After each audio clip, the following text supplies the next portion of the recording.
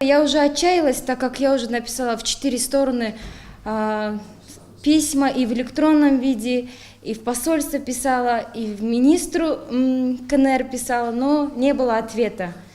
И в последний момент я решила со студентами собраться и написать в МИД уже в письменном виде, снова только обратившись к министру иностранных дел. И тогда через 10 дней мне пришел ответ в письменном виде, то, что наши места сохранены. Многие из нас учатся на грантовой основе и боятся очень сильно потерять свои места. Многие из нас уже оплатили свои контракты и теряют свои места в общежитиях.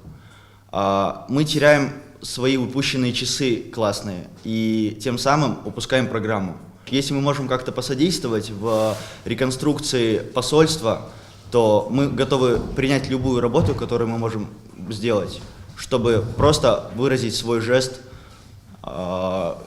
Китаю, потому что мы очень любим эту страну и хотели бы там дальше продолжать обучение.